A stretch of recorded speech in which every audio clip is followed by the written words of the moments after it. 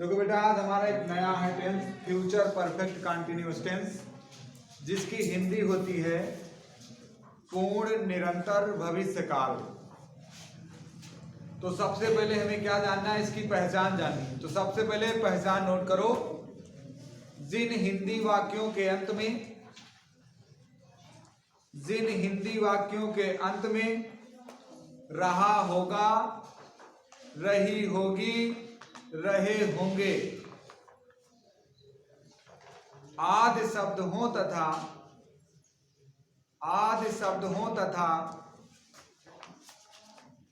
कार्य के जारी रहने का समय दिया हो,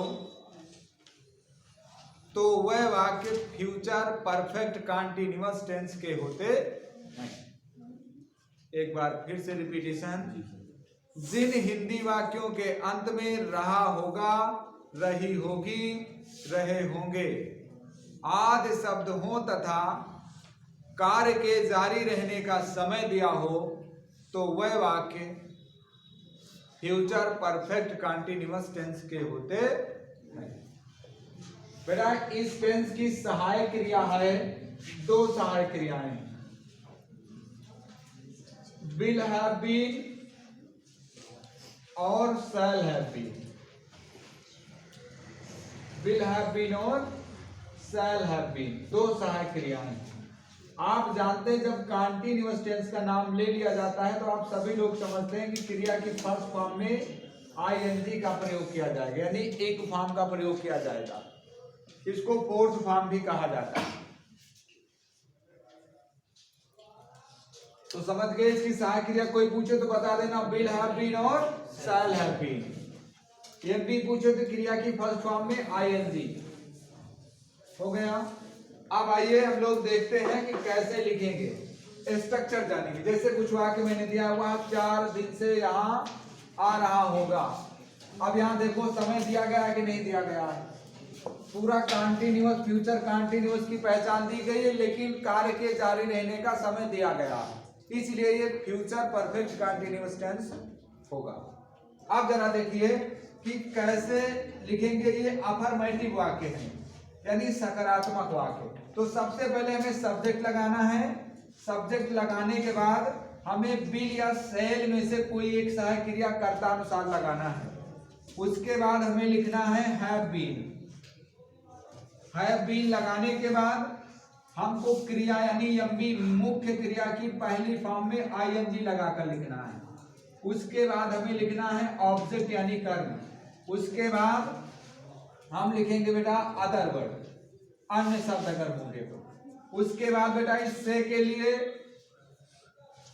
सिंस या फॉर का प्रयोग किया जाएगा। उसके बाद बेटा टाइम लिखा जाएगा, निश्चित समय के लिए सिंस, अनिश्चित समय के लिए फॉर। अब बेटा एक बात और होगी, सहायक क्रियाएं दो हैं।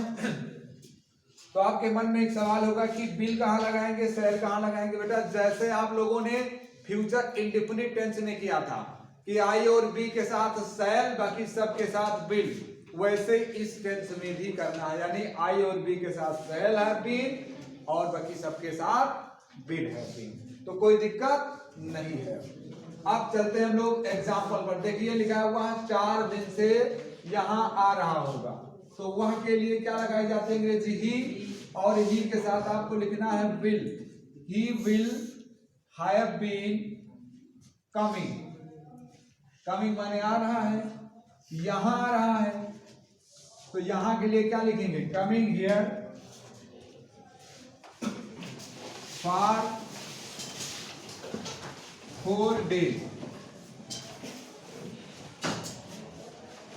अब जरा देखिए, अब यहां देखिए मैं फार लगाया हूं, ये क्योंकि ये अनिश्चित है समय, 4 दिन से लिखा है, इसलिए क्या लगाया, फार लगाया, फार 4 days। अब जरा देखिए दूसरा वाक्य, मैं सुबह से तुम्हें अंग्रेजी पढ़ा रहा हूंगा। अब देखिए मैं लिखा है, तो मैं के लिए क्या लगाएंगे, आई, और आई के साथ मैंने बताया आपको क्या लगाना है, shall have been. I shall have been. Teach माने क्या होता है, सिखाना या फिर पढ़ाना।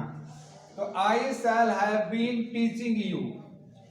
Teaching you English. आप जरा देख रहे हो बेटा, यहाँ दो सब्जेक्ट्स हैं, ओ हैं यानी ऑब्जेक्ट्स हैं, तुम्हें भी और अंग्रेजी भी। जहां दो सब्जेक्ट साथ में होते हैं, एक डायरेक्ट होता है, दूसरा इनडायरेक्ट होता है। तो ये तुम्हारा क्या है, इनडायरेक्ट है, और ये डायरेक्ट ऑब्जेक्ट है। जब दोनों ऑब्जेक्ट साथ में होते हैं तो क्रिया के जस्ट बाद हम लाते हैं इनडायरेक्ट ऑब्जेक्ट लाते हैं। अब जरा देखिए, I shall have been teaching you English.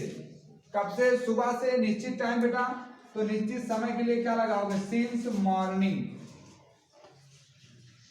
Since morning. और लास्ट में क्या लगाएंगे? Full stop.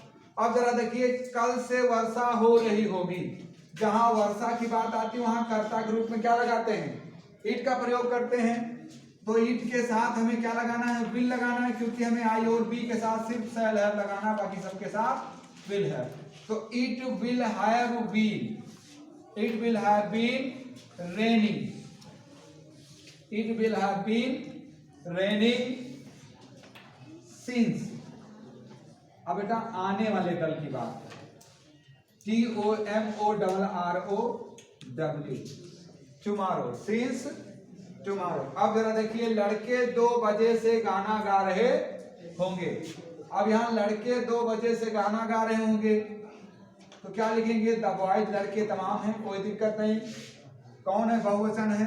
The boys will have been, the boys will have been singing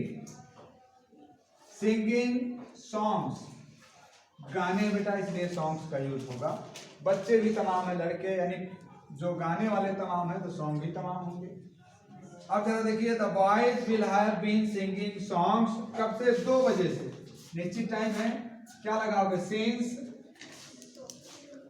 2 o'clock, और अंत में लगाएंगे फुल स्टॉप। इस प्रकार से फ्यूचर परफेक्ट कंटीन्यूअस टेंस को हम लोगों ने सीख लिया है। फिर मिलेंगे नेगेटिव में।